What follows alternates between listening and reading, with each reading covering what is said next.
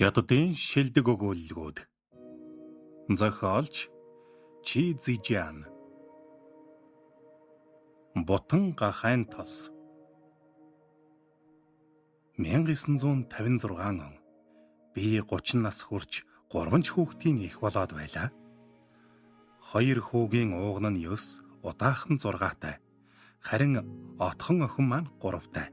Хевлийдээ бас нэгийг тээж байсан цаг. Тэр жилийн хаврын ихэнх сарын өдөр би Хэйван дахь хуучин гэртээ гахайд тэжээл тавьж өгч байтал тосгоны шууданч нэгэн захидал хүргэж ирснийг үзвэл арь нөхөр Лапан минь илгээжээ. Уг захидалд өгүүлсэн нь байгууллагаас төвхнөх зардал гаргаж өгсөний дээр модчид ар гэрээ татаж ирүүлэх боломжтой болсныг дурдаад гэрийн эд хогшлоо хямд борлуулж түркэн шиг нэг тийш болгоод хэдэн хүүхдээ аваад намайг бараатан ир химээжээ. Лаупан нэг дүүтэй бүтэн өнчим дүүн мөн энэ нутагт аж төрж буй. Тэр үед манайд үн хурцх юм байсангүй. Хөнжил гудас, дээр хөшиг, сандал ширээ, тогоо шанаг, тосон дэнлүүг цөмийг Лаупаны дүүд явуулаад гахайгаа нядалж замын зардал болгоход цаана нь 2 өрөө балтгар шавар тагцал үлдэв. Гэтэл тосгоны баян нийтлаач Хөөдөян надтай уулзах гэж ирсний сонсоод учиргүй твдлээ. Тэрээр манай шавар тагцыг бойны газар болгох хүсэлтэй байгаагаа хэлээд нэг бутан гахайн тосоор солихыг санал болгов. Намайг Эгмагхийн эргэлзэж байтал тэр залгуулан Лаупаны ажиллаж байгаа хянганы нурууны хүн жилийн хагасаас илүү нь өвөл улаан эдээ нүднийг нь усанд давс орхиж чансан шар буурцахаас өөр эдэх зүйл үгүй хэмээн өгүүлснийг дуулгахад би сая түүний авчирсан бутан гахайн тос руу харав. Бор саарл бутангийн пааланцсан гадар гялбахыг хармагцаа би татагдж орхив. Дотор нь савлсныг байг зөвхөн гаднахын л яри. Би хул шар цул бүх бутан харж байснаас улаан зандан бутан харж байсангүй.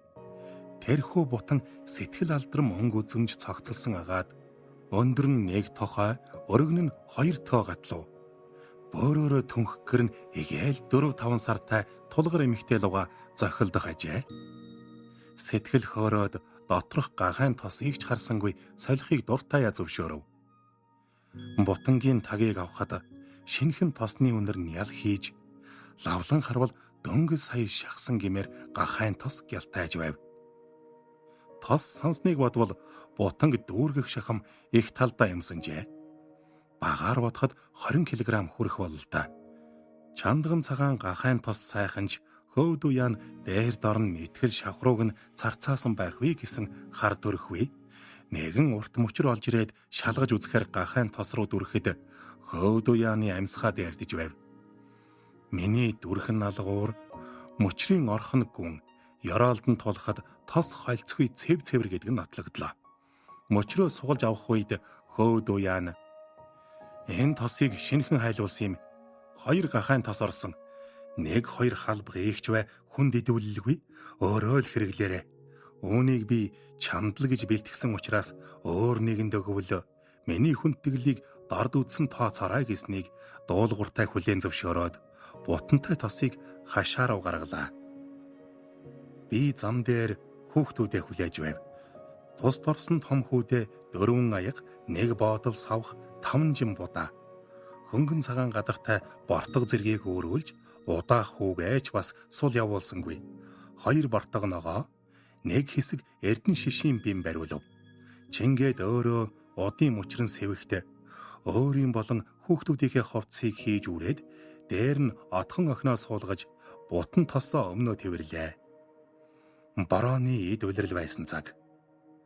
Хөдлөх үед Лапаны дүү тостой цаасаар хийсэн шүхэр хүргэж ирснийг охиндоо хариуцуулж өгвөл ёр сонирхсон шинжгүй нишингээл зогсоо зайгүй мэрж явв. Бид эхлээд морин тэргээр лингуан галт тэрэгний өртөө хүрээд тэндээ 3 цаг хүлээгээд бүрий тасархын алдад нинжаны галт тэрэгт сууж хөдлөлөө. Хоошоо зөвхөн нүүрс түлж явдаг жижиг галт тэрэг л очдөг байсан юм. Галт тэрэгний зүтгүүр шавар дотор өнхөрч хөлбөрн тоглоод гарч ирсэн элжиг мэт болжээ. Галт тэрэг хүн цоотой. Нэг нь охиныг, нэг нь сэвгийг, бас нэг нь хүүхдүүдийн гардах ачааг тосон авч дээшээ гаргаснаар бид төвхнөө давлаа. Галт тэрэг ямархан нэгийг савлуулан цохих мэт дэндан гэс арх хөдлөлөө. Аажмаар түжигнэх чимээ түргсэн.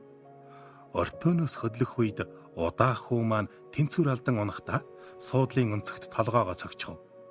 Толгой нь хавдаж хөхөрсөн хүү их дуугаар уйлахт нь нүдээс холчсон байвал ямар нүрээрээ лав пантай уулздаг вүлээ гэж л бодож явлаа. Би гахайн тосоо ширээн доогуур тавьж яваад өртөө дөхөх үед хүү шиг минь унчихвэ гэж болгоомжилж суув. 3 хүүхэд маллаж явхад бэрх. Нэг нь өлслөөг нь удаагүй байтал нөгөөх нь шээмээр байна гин. Бас нэг нь даарлаа гин.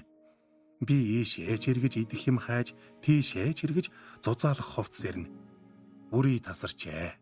Бүхээгт дэнлүү бүүдгэр. Бяцхан баглаанууд тэрүүхэндээ цавхчих шиг хөдлөнө.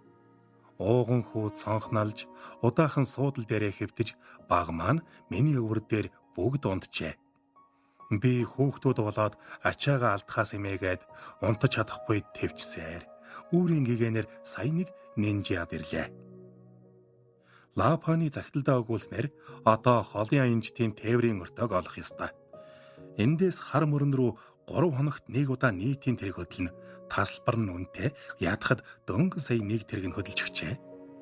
2 хоног хүлээх хэрэгтэй боллоо. Хоноглох газрын төлбөр гэхээс яс хавталцаж байгаад харин санаандгүй хямдаар тэр өдрийнхөө үдээс хойш хөдлөх твштэй том тэрэгний тасалбар худалдаж явв. Тэрэгний твш 80 см орчим талбайтай, өндөр модон хашлага бүхий гахайн хороог санагдуулам. Тэрэг 30-аад хүнтэй. Тэд цөм хар мөрөн орох ба хуурай ус дэвсээд түүн дээрээ сууцгаажээ. Тэрэг донслохоо багтай хүмүүс цөмөл бидэн рүү харна. Би бутантай тосоо хөлнийхөө завсар хавчаад охиноо тэвэрлээ. Хүмүүс инээлдэнэ. Нэгэр хажуудах бүсгүүтэйгээ шивэр авирхийн. Эний михтэлав эрдээ тал тайдаг. Салтаанда хавчуулсан бутан маань тэд ам бул алдан магтана. Тэвшин дээр суугаа хүмүүс наршихаас илүү борооноос айн. Бороо чорлоо.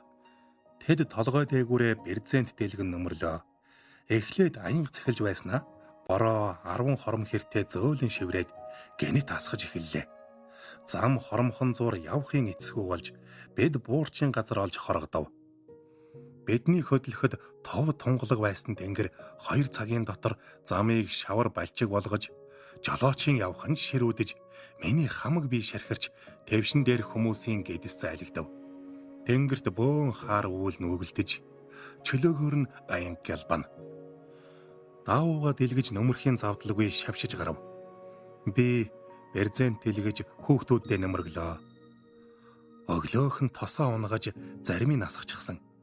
Тэр үед энэ 2 гар маань эрэхгүй цөөдөж байв. Ахаад нэг хос гартайсан бол тийм бүтлгүй хэрэг гарахгүй байлаа. Бороо улам ширүүсэж тэрэг улам гэлдрүүллээ. Татсан берзент сүр дуугарна. Бороо биш нэг гол тэнгэрээс бууж байна уу гэлтэй. Хүмүүс нэгнээ түшиж боогнон халуун дотн хуур амьсгал үүсгэнэ. Нэг эмэгтэй өөр нэг эмэгтэйд хорсож байгаа бололтой. Учир нь түүний хойн суугаар тэр эмэгтэйн бөгсийн дэрлжээ. Нөгөө эмэгтэй ч бас ам хуурайгүй янших энэ эмэгтэйн өмхийн амыг жигшиж байгаа нь лавтай. Анх хөдлөхтөл ийм чалчиж байсан. Нэгэн эр дахиа бас нэг олсон шуудайд 2 торой авч явна. Дахиан давчуу торон дотроо хүзүүгээ нугдайлган дуугарч гахайн олсон шуудайг сэндчиж эргэцэн. Шуудайгаа түлхсээр бутангийн дэргэд ирсэн торойг нь том хүү өшөглөж холдуулахыг эзэн нь хараад эхэд уурлан түүнийг загнаж гарлаа. Энэ бол гахаа, учир мэдэхгүй. Чи бас тийм гахаа юу? Хэдий жаахан ч хэлээ ам хэл хурцтай лауда толгоогоо орхиод эргэн тойрноо ажиж байснаа хариуд нь тэр хүн биш, учир мэдэхгүй. Чи бол хүн. Гэхдээ яагаад учир ойлгохгүй байгаа юм? Гэсэнд хүмүүс цөм инээлдлээ. Бид харанхуй болтол явсаар эцэст нэг буурчин газар олж зогслоо. Хэдийгээр берзент халахалж нөмрөлсөн боловч миний арна руу шалав норжээ. Бутангаа тэрсээр буурчин газарт орох үед буурчин эзний нүд бутан дээр унаж "Энэ хаанаас авч яваа эрдэнэ вэ? Энэ зүгээр гахайн тосны бутан юм а?" Тэр шогшрон бутанг минь ахин дахин илж байхыг харсан эхнэр нь уурсан. "Наадах чинь мөн биш. Юу гарна гэж илж таалав" гэлээ. Буурчин эзэн "Тос тээж яваа энэ бутан чинь ямар үнэтэй вэ? Өөрийнхөө хоёр өрөө шавар байшингаар сольж авсан юм зарахгүй" гэвэл тэр нүдээ эргэлдүүлж харин эхнэр нь над руу саамширсан харцаар ширдэж байв. Тэнгэр цэлмхийг хүлээж тэнд яг 3 хонов. Буурчин газар 2 давхар, бид эрэгтэй эмэгтэйгээрээ нэг давхартанд байрлав. Хүмүүс алдаад хөнжил хүрлцэхгүй тул 2 хүн дундаа нэг хөнжил хөдөрч байлаа. Мөнгө хэмнэхийн тулд хүүхдүүд бид буурчин газраас хоол идэлгүй, өөрсдийн авч яваа бэн ногоог идэж байлаа. Бороо орсоор тэнгэр хүйтэн хүүхдүүд минь хатгаа авахаас сэргийлж гал тогооны өрөөг нь зээлж будааны зутан хийж уулгалаа. Намайг гал тогоо руу орох үед буурчин эзэн ариун мөнгө амлаж бутанга зарахыг говь. Гэнэтхэн эгдүү минь хурж "Алтан уул амласан ч зарахгүй" гэхэд эзэн ихэд уурсаж удаа чансны болон төлшний хөлс надаас нэхэхтэн "Нэхэж байгаа шиг чин хэмжээний юм би түлээгүй" гэсэнд "Чам шиг ийм эмэгтэй ингэж зүдэрч явбал таарна да" гэж уурслаа. Хүмүүс унтсаар л эд юмс нь газраар нэг хөглөрчээ. Авч яваа энэ зүйлс бүгд үхмэл амтайгаас дахиа торой хоёр л байна. Тэд адууны жүчээнд буй. Тэндх бүх мордыг тэжээдэг агаад хүүхдүүд адууны жүчээнд тоглох дуртай байв. Тэндээс явахын урд өдөр би морины жүчээ рүү 2 багыгаа хайж утсан юм. Тэнд байсан буурчин эзэн хэдэн морио тэжээл рүү дөхүүлэнгээ "Чамд эднээс аль нь таалагдж байна?" гэж асуулаа. "Чи хичнээн говьч энэ бутан бол бүтэхгүй. Сайхан эд сайхан хүүхэн хоёрыг харсан хүн мартаж чаддаггүй юм. Биедээ бутантай, зүрхэндээ дорсомжтой хөөхөн" гэж. Энэ үгийг эхнэр нь сонсжээ. Адууны жүчээнд өвс дэлгсэн учраас түүний орж ирэхийг хэнч сонсоогүй аж. Тэр эмэгтэй өнөнхөө хатан зоригт бүлгээ. Үгээс унган уяа шонг мөргөөд авав. Тэгэхэд бүрий болж байсан үе. Шанаа нь язарч шингэн ягаан цус урсгад хүүхдүүд тоглож байсан хулганаасаа айхавтар айлаа. Орой гэхэд бороо зогсож сар мандлаа. 2 дахь өдрийн үүрээр дахиад онгоцсонгүй. Жолооч замдаа гарыг гэж хашгирлаа. Намайг бутанга тэрсээр тэрэг рүү гарах үед буурчин эзэн эхнэртэйгээ тэрэгний дэргэд зогсож байгаа харагдав. Эзний эхнэр шанааныхаа шархан дээр гоо юу наажээ. Зэвхий даасан царайгаар намайг ширтэж байснаа. Нэгэн эмэгтэйг дуудах үед минь лүг хитл өмнө минь сөхөрч бутангаа үлдээхийг гуйлаа. Тэр "Өнгөрсөн шөнө би хүсэл мөрөөдлөө ойлгов. Эр хүн дэрэгдээ орших амьгүй зүйлсэд хизээж татагддаггүй. Энэ эр хүний амьдрал яг л бүрхэг өдөртэй адил. Эрийнхээ хойштын өдрүүдийг бүрхэг байлгахыг хүсэхгүй байна" гэд уйллаа. Би яах ёстойгоо ойлгосонгүй. Буурчин эзэн өөрт нь бутан авч өгөх гэж ийм сөхөрснийг сонсоод сэтгэл нь хөдөлжээ. Тэр бээр эхнэрээ татаж босгоод "Сүүлийн 3 өдөр бороо орсон. Газар шал нойтон байгаа шүү дээ. Үе мөчний өрөвсөл чинь сэдэрвэл яана. Одоо өөрийгөө анхааравал таарна. Хэрв чи сөхөрхийг хүсэж байвал энэ шөнө миний эзэн дээр сөхөр. Гэдэс дулаахан байгаа" гэв. Түүний энэ үг орчин тойрны бүх хүмүүсийг хөгжөөлөө. Буурчин эзэн надад хандаж "Сайхан юмс дандаа л гай уддаг юм да. Би чамаар тоглоогүй шүү. Хурдан наатахаа аваад арилж үз" хэмээлээ. Тэр ийм хэлэхдээ бутан дээр минь нүдээ унгаасан хിവэр байв. Биднийг буурчин газраас холдоход нар хөөрч, буурчин эзэн эхнэрээ түшин байшин руугаа буцаж харагдана.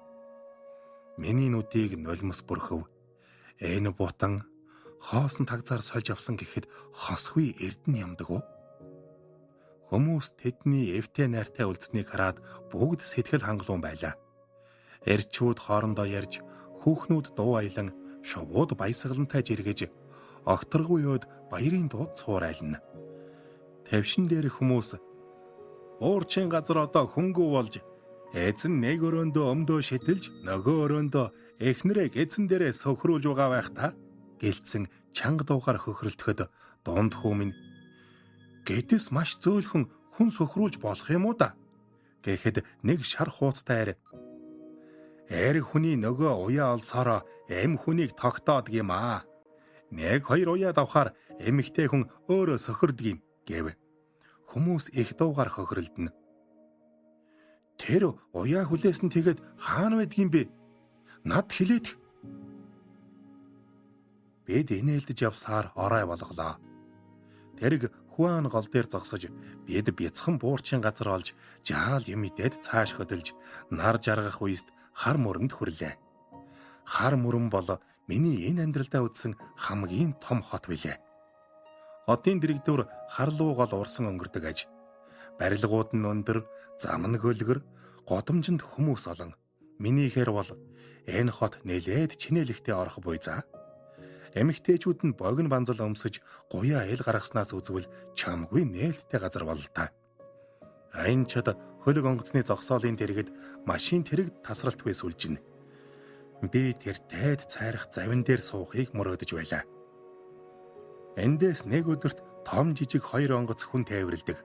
Хүмүүс тон онгоцыг даалоохэ, жижиг онгоцыг шаалоохэ хэмээн.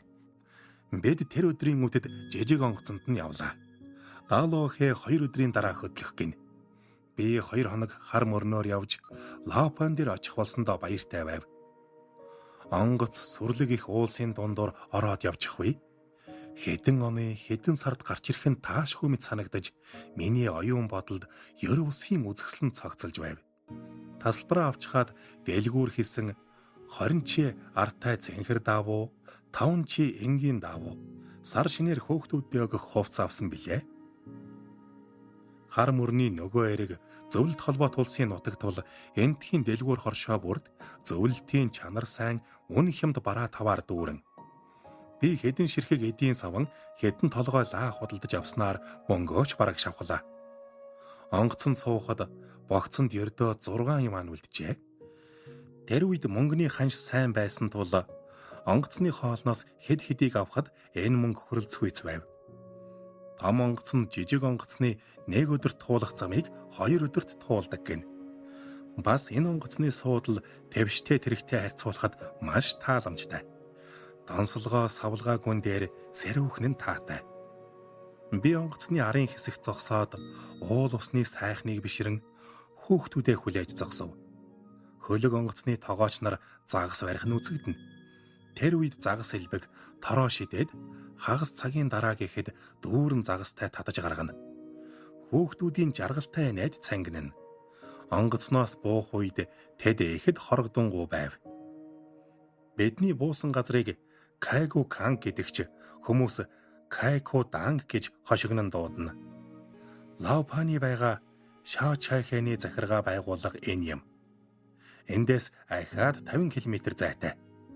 Онгоцноос буухад нэг туранхай шөвгөр залуу намайг тосч ирээд "Панда бэргэн мөн үү?" хэмэв. "Тэмээ, би мөн. Намайг Цүдалин гэдэг. Пандарга таныг тасуулахаар явуулсан юм. Таныг энд 7 хоног хүлээлээ. Бороо орсноос суулж замд 3 хоног саатлаа. Би яг тэгж таамагласан юм, ёсоор болж. Хэрв энэ онгоцоор та нарыг ирэхгүй бол даруй буцъя гэж бодож байлаа шүү." Цүдалин бутанг тосч аваад "Та ч үнэхээр сүрхий юм аа. 3 хүүхдээ аваад унаа дамжаад бас болоогүй дээр нь бутан тэрвэрчихсэн гэж угаа" хэмэв. Авхаалчтай сэргэлэн Цүдалин модчдын холбоочин мэдээлэгч гинэ. Бид Цүдалиныг дагсаар аянчдын дэлгүүр орох үед Лаопаныг дарга болсныг гэнэт саналаа. Бид эндээ нэг хоноглоод маргааш өглөө нь эртлэн замдаа гарах билээ. Цүдалин дамнуурга бэлдэж иржээ. Түүндээ хоёр сэвэг дамнаад урд талын сэвэгт нь дунд хүүг маань суулгаж эрэгтэй хүүхдийн арьс битүү нарших нь удаан гэд хойд талын сэвэгт охиныг суулгаад энэ нь арай сэрүүн гэд бидний ачааг хоёр сэвэгтээ хувааж хийлээ. Тэр дамнуургаа оргон урд явж том хүү бид хоёр түүний хойноос даглаа. Би бутан гахайн тосоо сэвэгтээ хийж өрөв. Тэвэрч явснаас энэ нь арай дээрэж. Хэрв ая таваараа явбал бид 50 ли газрыг хагас өдөрт туулна.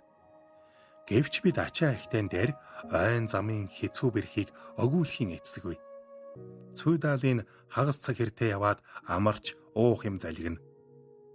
Томхүү амрах бүрд одоо хэр холвэ гэж асууна. Одохгүй ачнаа.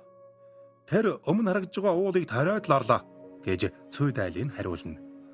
Өтгөн шигүү ойд явхад хус нарсны навчис усны хувин аяг сэлт рүү унаж шувууд тасралтгүй жиргэнэ. Бид уулын тунгалаг горхины усаар цангаагаа тайлж анжтын дэлгүүрээс авсан хуурсан будаагаа идэнэ.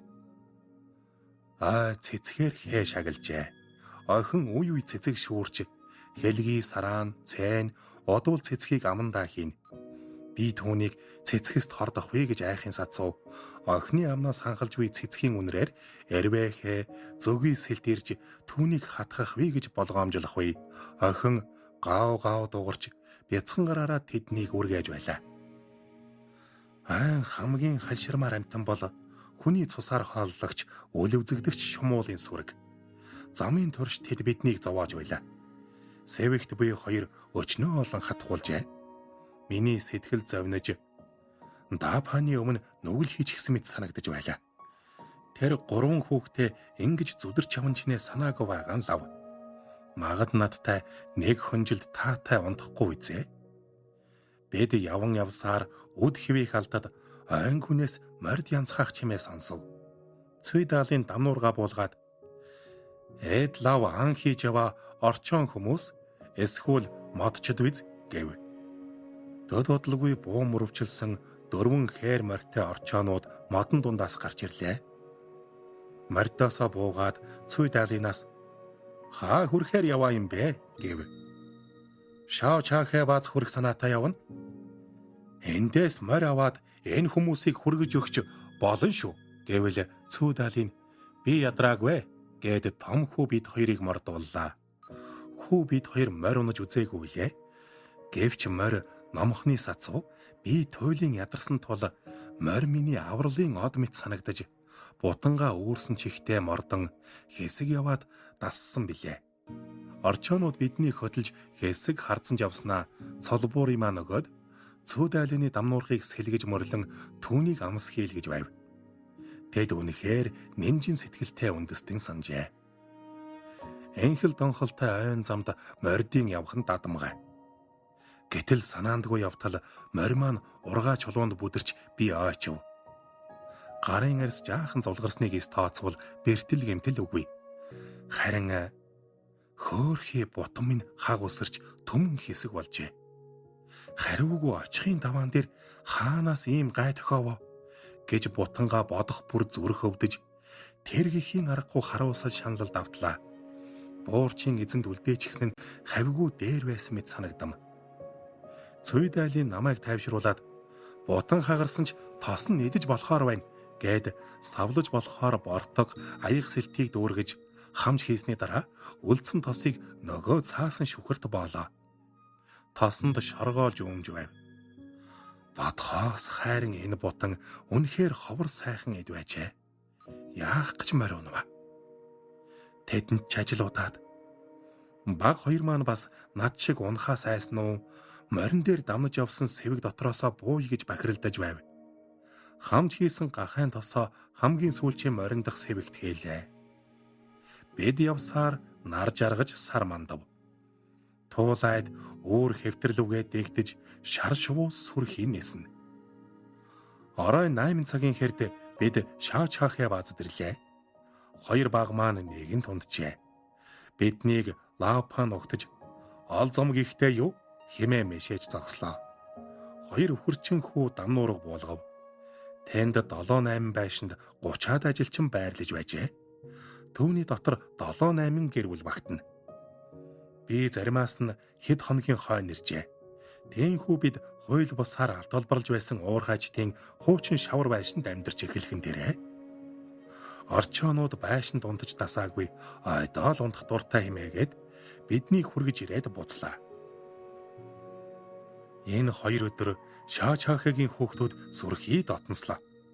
Би гахайн тосоо шүхэр бортог аягнаасаа гаргаж том төмпөнд ногоотой хольж хийв. Тэр үед тэнд атар хагалбарлаж эхлэегүй байсан тул нэмэх ногоо хүрэлцэхгүй. Гэртээ үлдсэн эмэгтэйчүүд ойгоор явж орчоонуудыг олж уулзаад чин цай, зэрлэг сонгин зэргийг заалган түүж зөвхөн хогстой буурцаг төмсөл иддэг байсан ирчүүддээ хоол хийж өгдөг боллоо. Тэдний хоол шхан журамтай. Хээрийн ногоо гахайн тостой сайхан зохицно. Идэж байхад заримдаа шоргоолж гарч ирнэ. Гэвч Лао Пань ялгаж хаялгүй цуг идчихдэгсэн. Ирээд 2 сарч болоогүй байтал ураг элд томорсон нь магад гахайн тос байнга эзэнтэйж холбоотой биз. Намар шаад мөөг унах цаг. Хүмүүс цум намаа иширтэж эрчүүд Лао Панийг цаашлуулан 2 сарын өмнө ирсэн бидтэй. Чамд ч их загчээ. Сүр хийж хэрэг мандхан дээ хэмээн нээлтэн. Лао Пань бүх учир гахайн тосны доторх шоргоолчтой л холбоотой гэд инээдгсэн. Хянганы нуруунд 10 дугаар сард цас дарж өвлийг авч ирнэ. Дэнгэрч тэр, газарч тэр цайлан цагаан. Мод болоод хүмүүс л дээр доор зүг зовхсыг ялгахын тулд тэдний дунд оршиж байгаа мэтээ. Эрчүүд ногоонд явж хүүхнүүд завж хөлөөгөө хүүхдээ өсгөж уул руу түлээнд явж нарс гаврын модон дээрх нэг төрлийн болцоог тууж буцалгаад дэнгийн тос гаргаж авна. Энэ төрлийн дэнгийн тос хов өнгөтэй агаад нарс модных шиг сайхан үнэртэй өтгөн утаа гаргадаг юм.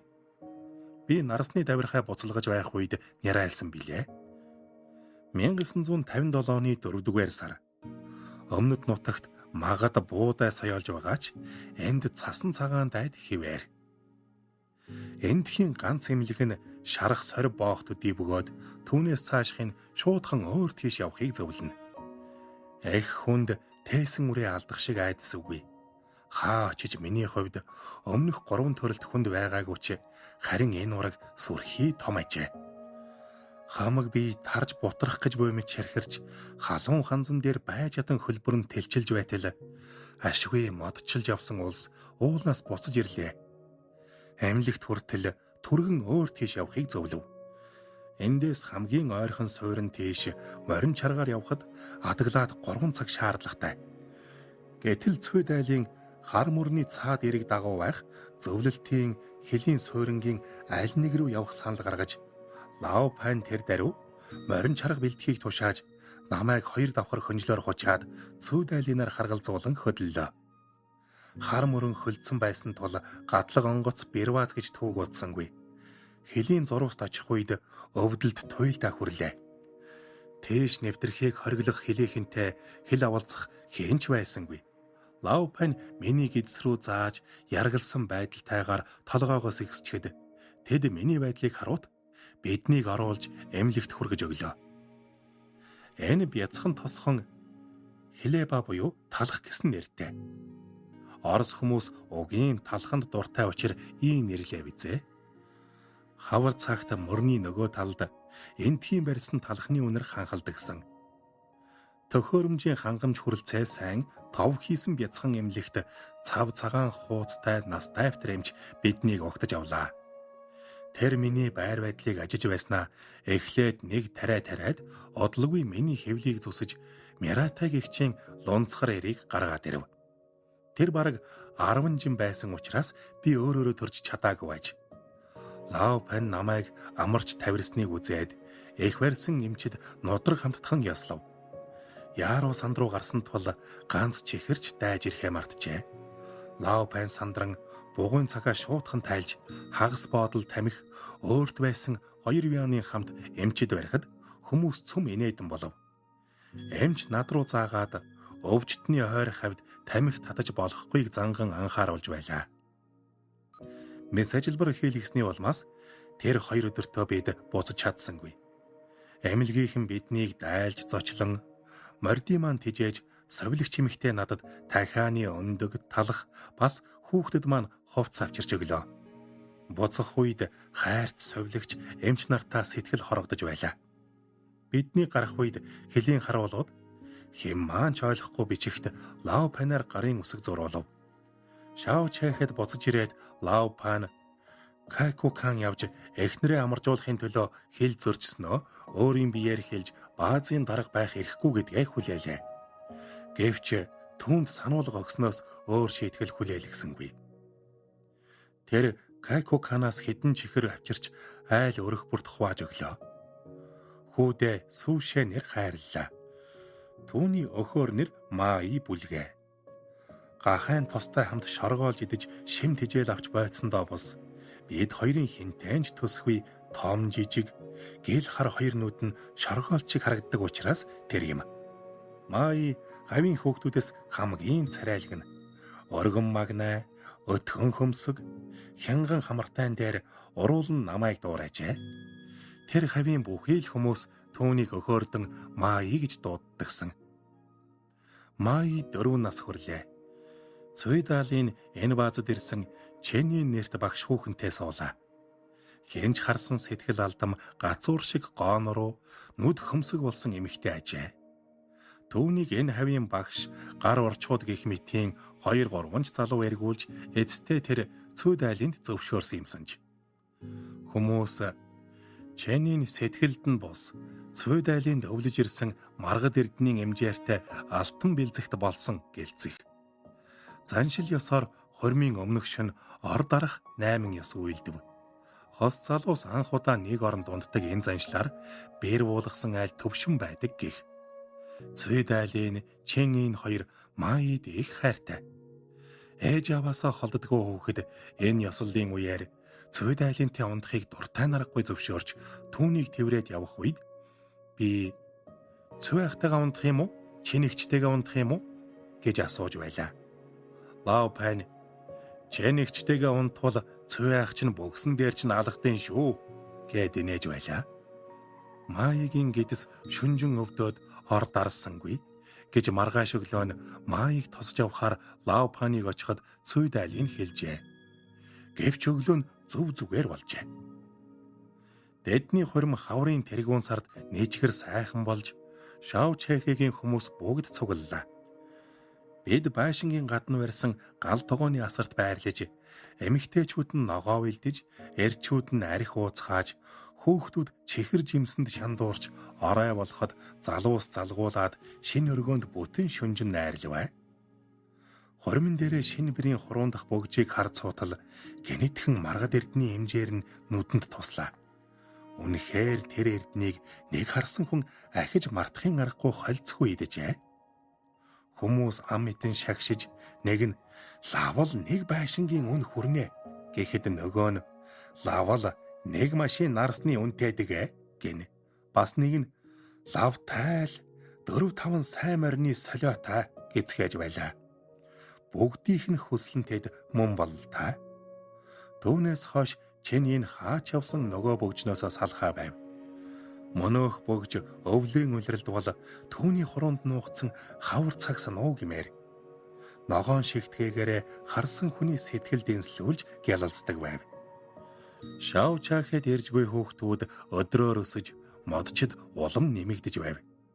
Эндхийн баг сургуульд ганц бие эрэхтэй багш ирж Чэнийнтэй цуг ажиллах болсонд Цуйдаалын дургу байдаг гинлээ гэсэн шивэр авир яриад дуулдаг байлаа. Өөний хажуугаар нэг сонин явдал нь гэрлээд хэдэн жил болоход Чэнийн хөл хүнд болсонгүй. Тээж төрүүлж чадхааргүй бие муутай хүн яавч биш гэмс хогг нь Цуйдаалынд байдаг гинлээ гэсэн цуу тарлаа. Нэг хавар тэд Чэнийн төрхөм рүү яваад ирэхдээ том баг 2 уут хятад им авч ирлээ. Тэр цагаас хойш тэднийх эм ханхалсан айл болов. Хэнийн уужгааг мэдэхгүйч бат тайлж ирэмслүүлэхэд тустай эм гэдгийг би таамаглаж байлаа. Уулын нар удаанч нэг л мэдэхэд жарган оддог байв. Санчиг цавцааж лавпаны эд хавч урдийнх шигэ байхаа болив. Маигээс хойш 2 хүүхэд олдоод хоёул игэв. Нэг нь 3 сартаатай эндэж, нөгөө нь 3 нас хүрээд нэг өдөр ихэд халуурч гээгдэв. Тэгээд бид хоёулаа 50 хүрлээ. 4 сайхан үртэй боллоо. Одоо ахаад өөр хүүхэд гэхээ болъё доохо гэснээр Маи отголсон хിവэр үлдэв. Ууган хүмүн соёлын хувьсгалын өмнөхөн мод бэлтгэлийн байцаагч шалгагчаар ажилд орж удаах хүүгээ Какуканы дунд сургуульд суулгалаа. Охин Шаочахагийн баг сургуульд явж байв. Тэр үнэхээр ой муутай байлаа. Чэнийн багшийнх нь хэлснээр бусад сурагчид шинэ үсгээ 4-5хан хоронд тогтоодог бол тэр нэг өдөр болоод ч тогтоохгүй. 5 дугаар ангид орох болоход холбож уншиж чаддгүй байв. Тэгсэн атал гарын дүйтэй. Хөшөг ноосон цамц ховц хунар юухан хийхнийг гаргууд хийн. Харин Маи гасан хүүхэд ажигуу. Хичээл сургуульдаа толгой цохино. Өглөө бүр эртлэн очиж ангидаа гал түлж дараа нь хичээл эхэлнэ. Хүн бүхний л хайрыг татсан сурагч байлаа. Тэгж байтал соёлын хувьсгал эхэллээ. Харилцаа холбоо хурцдаж, зөвлөлтийн тосгонд очиж амардсан хэрэг сохогдов. Тэр жил Лапаны зурсан гарын үсэг балаг болж, улсаа худалдсан, зөвлөлтийн тагнуул гэсэн хэрэгээр баригдаж, цүй дайлын хамт Какукан руу дуудаглаа. Лапан зөвлөлтийн хил рүү би удирдах авч явсан. Гарын үсгийг ч би зурсан гэж бүх хэргийг өөр дээрээ хүлээгээд цүй дайлыныг Шаочахад үлдээв. Гэвч тэр ирээд эхнэртэйгээ хамт амьдарч хуучин ажлаа эрхэлсэнгүй. Ажилчдын нэгэн адил ууланд мод хийх шийтгэл авчээ. Түүнийг Шаочахад ирээд удаагүй байтал Чэний өөдлөв. Үхэл нь нөгөө бөгчтэй холбоотой. Магад үр тогтдоггүй учир нь ч бөгжнөөс болсон байж мэднэ. Хичээл заасан ч, усанд явсан ч, ховц сугаасан ч хуруунаасаа авдгүй бөгжөө нэг өдөр гол руу явж ховц сугаагаад ирэхдээ гээчихжээ. Огийн савхан хуруутайн дээр савнтай ус нэрмээс болж гол руу унгаа бизээ. Хүмүүс бүгд л түүнд тусалж ховц сугаасан голын тэр хавийн гүнд нь шумж, гүйхэнд шүүж, хэдэн өдөр нэгжээд эс олов. Бөгжөө гээсэн нь Чэнийн сүнс сүлдээ гээснээс өөрцгүй юм болов. Замд тааралдаад мен тус мэдэхэд огтоо сонсоогүй байртай зөрж өнгөрнө. Уг нь тэр гав шав хийсэн 10 хуруу тэгш хүүхэн байсансан. Гэтэл нэг л өдөр норойсон амтан болж гэзэг үсэн дайхарч хэрдэг болсон хувцс хідэрч шүднийхэн завсраар навч ногооны алин болох нь мэдэгдэхгүй юм үзэгдэж явх боллоо. Өнг мөнгөнд болж цүй дайлынтай суусан нь лавтай хэмээн муу хэлэгдэх болов. Нэгэн орой Чэнийн гэртээ харж ирсэнгүй. 4 хоног хайгаад голын доод урсгалаас олов. Цогцсон нэгэнд өмхийрч ялзарчээ. Бөгжөө хайж аваад гол дунаж цадсан эсвэл амиа хорлсноос зайлахгүй гэж таамаглаж байв. Цүй дайлын эхнэрээсээ хойш ихэд хямран хинтээ ч үг солихоо байж хар залуугаараа отлов. Тэдний гэрээс эм үнэртхээ болсон байлаа. Ханаа алдахын хажуугаар элдэв хэрэг төвөгт орооцолцсон түүний өмнө би төмөн нүгэлтэй юм шиг санагддаг байв. Маиг явуулж, ус түлшийн дөхөөлж, заримдаа хоол хийгээд явуулна. Эндхийн ихэнх хүмүүс эрвих дэрвихээрээ илүүчилж байсансан. Маи том болж аавдаа ихэд сэтгэл түгшдэг боллоо. Улаан залаат жад мөрлөж аваад үе аавыгаа эргэж аавд хэн хүч хэргэлсэн байна вэ? Тэр энэ жаданд цөлбүүлэх болно гэж ярина. Маи 14 хүрэхтэй л 100 илүү жинтэй хизээний том ир шиг хүдэр чирэг болж таринлаа. Тэр ахлах сургуульд орсонгүй. Өвөл нь ууланд мод цагаалж, хавар нь хар мөрнөөр мод тээвэрлдэг болов. Шаочахагээс хар гол хүртэл 8-аас 10 хоног зарцуулна. Хар мөрний урсгал ширүүн боргоо ихтэйч Маи гарамгай усч тул мод зөөж буй багийнхан түнд цөмөөрөө сайн. 1974 он Маи 18 хүрлээ. Хэн хүнгүй л түүнтэй үерхэж додонсхийг эрмэлзэх боллоо. Гэвч Маи 4 далай хэсэж сайн эрийн амьдралаар амьдрах надад эхнэр дараа болно гэж ямагт дургүй эцэн. Нэг хаврын мод тээлтээр түүний хувь заяа гэнэтхэн өөрчлөгдсөн юм. Шав Чахагээс хар гол руу мод тээх замд алтан уул химээх газар бий. Тэр уулын харалдаа нөгөө эрэгт зөвлөлтийн бяцхан тосхон байдаг. Тэнд хоноглоод маргааш нь тэр хаваар өнгөрч байтал хүчит салхи дэгдэж, сэлүүрээ алдан салхинд хөөгдөж зөвлөлтийн хил рүү ойртжээ. Хар мөрний дагуу эргүүл хамгаалт гаргаж байсан цаг.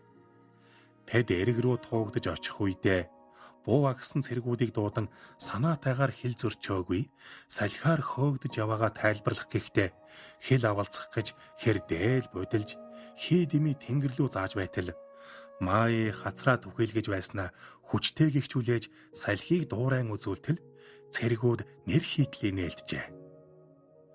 Тосгоны айлуудын оройн хоолны цаг байж таарч хайрч буй талхны үнэр хамар цоргино. Тэнд нэгэн бүсгүй загасны тор нэхэж байжээ.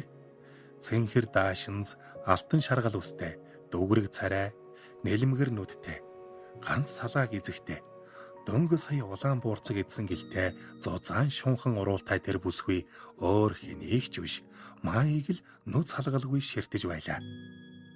Авч явсан хэдэн лун харихаа тосгоныхонд барихад баяртайгаар хүлээн аваад хүүхнүүд нь дэлгүүр орж газрын самар талах авчирч өгөөд тэд хамтдаа эдэж уун нөгөө охин Маигийн хойн зогсоод уй уй талах зүсэж арх хундгалж түүнд барина. Хэн хэндээ сэтгэл алдарчээ. Шөнж болж сэрүүч орж сарч хөөрлөө. Модчид алтан уулын эрэг рүү буцах үед мөнөөх бүсгүй цүнхнээсээ бяцхан модон халбаг гаргаж Маид өгсөн юм. Алтан шаргал өнгөтэй ишин дээрээ 2 улбар навч 6 улаан шошийн зурагтай тэр халбагыг Маи энгэрийнхээ халаасанд хийжээ. Маи буцаж ирснээсээ хойш нэг л биш үргэлжил нэг модон халбаг атгаад хашаан дотор гийүүрнэ. Загас барих, усанд орох нэрийдлэр өдөр бүр гол руу явна. Үнэн дээр бүх хүн түүнийг голын цаад эрэг рүү өдөржин ширтгэхээр явж буйг мэднэ. Нэг өдөр Маи бараг 20 жин дөхөө том загас барьжээ. Тэр загасны сүүл толгой нь гэрт авчирсан хойнч хөдөлсөөр байв. Сайхан шүл хийгээд Лавпаныг эргэх санаа хамгийн түрүүнд төрөв. Загасны хэвлийг ярахад гэдс дотор нь бусад загасныхаас тэсөөр онцгой томын дээр бас хүү эвгүй үнэр ханхалж байтал дотроос нь гинэт ногоон туяа гялс хийлээ. Лавлаж харавал Чэнийний гээсэн өнөөх бөгж дүрээрээ байх нь тэр. Би нүдэндээ ч итгэсэнгүй Маийг дуудаж ориллоо. Тэр хараад Чэн багшийн бөгж мөн байна. Юм угааж байгаад ус руу унагсан нь эрэхгүй үнэн байжээ химээв. Тэгээд нусны альчууртаа боогоод цүй дайлын гэрлүү очлоо. Тэр бөгжийг харуутаал уйлж гарав. Энэ бол ам надад хэрэггүй. Чэнийнийг санах хэцүү байгаад бол бөгжийг харахыг ч хүсэхгүй байгаа нэлт. Чи үлдсэн амьдралаа яаж ингэж ганцаар туулах вдэ? Хань жил олж авсан нь дээргүй юу? Дэн унтарсан хойно ийм нэг яриа өрнөв. Гэтэл цүй дайлын миний гараас атхан ярьж эхэллээ. Уйлж байгаа нь дууны өнгнөөс нь анзаарагдана.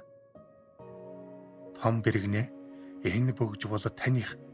Гэхдээ би гайхаж юу хэлэхээ мэдэхгүй тайнгэлзэж байтал хэрв энэ бөгж ахаад манай гэрт ирвэл удахгүй миний амийг авна гэж байна. Ийм үнэтэй эдийг би авч чадахгүй надад хэрэггүй гэтэл тэр миний гараас улам чанга атгаад эсвэл загас аганснаар нь Маид өгч эхнэр авахтаа суй болгож өгнө биз химээв. Маич дуртай зөвшөөрч аваад богц руугаа хийчихв. Тэр үед цүй даалыны зүрхэнд айдас хургаад үгүй болсон хүний ээлдэл болсон эдээс татгалцсан ч юм уу бүү мэд. Загасны махаа жижиглээд зөөлөн гал дээр бүтэн 3 цаг ялз чанав. Тэгээд савнд хийж аваад тракторт суун Кайкукан руу явлаа. Тэр үед Шао Чахэ Кайкуканы хооронд тээврийн зам нэгэнд тавигдсан тул 2 цаг яваад л хурчгэнэ. Лавпантай уулзаж нэг өдөржин зээлээр тойров.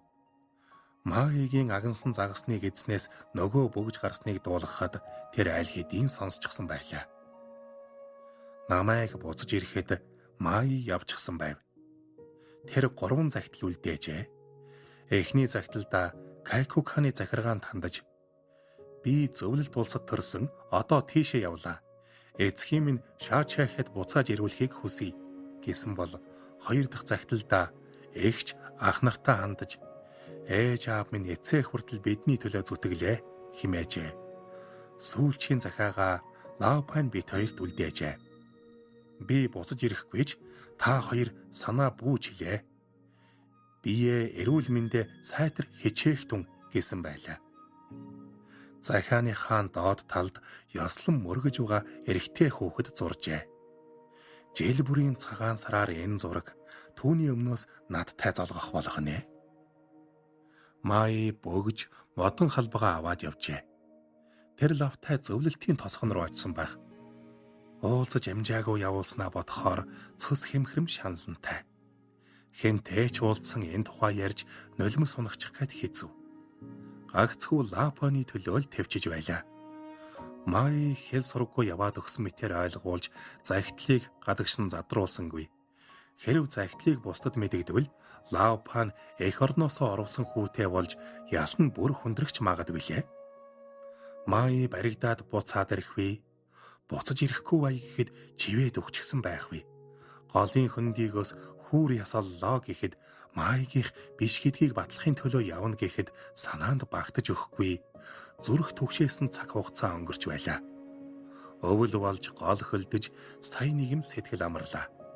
Май ямар тач эсэм энд хүрээд эхнэртэйгээ хамт байгаа нь тодорхой болсон юм. Соёлын хувьсгал дуусаж Лаопан Шаочахад эргэж ирэв. Мон үед мод бэлтгэлийн бааз тэлж өргөцсөн байлаа. Жарг хүрээд ажил хийх чадваргүй дээр нь Май явчихсан тул зулын голыг суг татаад авчихсан адил түүний зүрхэнд ямар ч гэрэлгээгээ үгүй болжээ. 1989 онд Лаопан 70 наснда бурхан болов. Өөд болохынхоо өмнөхөн тэр жил чиний авч ирсэн гахайн тос мөнж жилбэрүүлэн байсан шүү гэж үлээ. Тэгээд Майгийн үлдээсэн захаан дээрх мэхийж байгаа залуугийн зургийг харан инээмсэглэж байснаа гарын суларсаар унаж орхисон билээ. Орчуулгын дараахан Цүд айлын нэг насаар нь түүнийг тамлаж тарчлагж байсан нууцаа надад ярив. Тэр бүгж үнэхээр таних. Таныг тосоод буцаж явах замд бутан хагарч аяг ботго руу гахын тос хамж хийж байхдаа маргад эрдний тэр бүгжийг олсон ч шунал хөдлөөд сэм өөртөө авсан юм. Таны хадгалж явсан эд учраас эхэндээ гаргах цориг зүрх хүрдгүү байв. Хожим тойроо замаар танаас хэд хэдэн удаа бүгжний учрыг лавлаж тэр бутан тосыг байшингаараа сольж авсныг сонссон боловч бүгжний тухай юу ч мэдэхгүй байсан тул ил гаргасан юм химээвэ. Чэнгэний түүнтэй суусан нь үнэндээ энэ бүгжнөөс л болсон. Тэр Цүд айлны гарын урд дуй болоод тэр бүгжинд ухаангүй дуртай байсан юм. Гэрэлсэн хойноо Цүд айлын бүгжийг хараад хамаг биеийн хүч тамир сүр сүлдгүү болчихдаг тул Чэнгэнийг битгий зүгээж гэж хэд хэдэн удаа гуйлсан ч тэр ганц ч удаа хариу өчөхгүй тул үүнээс болж яггүй ам мөрөөж байжээ. Чи яагаад Лаопаныг өнгөрсний хойно сая хэлж байгаа юм бэ? Лао хатуу үзэл бодолтой мэдэж гимэн Лав намайг алах байсан. Би сая сэхэрлээ. Тэр жил хөөдөө ян өөр хүндж битгий идүүлээрэ гэж аминчилж захиад байсныг ойлголоо. Тосон дотроо бөгж хийж надад өгчээ. Тэр надад сэтгэлтэй байж. Лаопаны дүү Яйван нутгаас ирэхэд би түүнээс хөөдөө яныг 6-7 жилийн өмнө өөд болсныг дууллаа. Тэр нэг удаа Лаопаны дүүтэй таарад танай ах эгчээс сураг чимээ байна уу? Тэд нар хаана амьдарч байгаа вэ гэж асуужээ. Бэргэн амарчсан ахаад нэг хүүтэй болсон. Хүүдээ Май гэж нэр хайрлсан гэхэд хар хорхой гэснээс л дээр юм гэд амьсгаа цар яваад өгчээ. Хөөдөяны эхнэр гэж үргэлж чалчиж байдаг хэцүү ааштай хүн. Нөхрийнх нь өвчин хүндрээд хариугүй өнгөрөх гэж байхад тэр гутлын дэлгүүрээс хар өнгийн шаахаа аваад зогсож байж. Нэг хүн яарсаар ирж хурдан гэртээ харих хэрэгтэй болсныг дуулгахад Тэр яарсан ч юмгүй, сүнс нь хорогдоод амар заяа үзүүлэхгүй гэж хар гутлаа улаан өнгийн гутлаар солиулж яваад харжээ. Богж надад ирсэн түүхийг даанч хожуу мэдлээ. Хэрв Лаупаныг амьд сэрүүн байгаад эхнэрт нь өөр хэн нэгэн дурлсныг гайхуулж харуулсан бол тэр Лавтая хаг инээгээд үхэр нүдэлсэн ядлагч чамд дурлж юу гэд жоохтой донхолцох байсан та. Лаупан өөдлөөд 3 жил болов. Цүү дайлын ч мөн үгүй болов. Би хуучин янзаараа амьдрсаар хүүхдүүд маань цөм сайн. Миний амьдралын хамгийн дурсамжтай үе бол яах аргагүй тэр бороотой зам. Нэг бутан гахайн тос. Ховь тавилангийн нэг хэсэг. Хаврын орой би хар мөрний эрэгт очиж хэлийн зүг шертнэм. Хоёр улсын хэлийн хоорондоор уянгат шувууд нисэн ирээд нисэн одном. Нэгэн шувуу сүүшин гэж ганганахад тэргүүн өргөн харваас нүдэг ялбаад юу ч эс үзэгдэв. Тэгэвч би тэр шувууны нисээд өнгөрсөн тэнгэрийг төвчээртэй ширцээр л. Төгсөв. Орчуулсан мөнх цолын Батбаяр.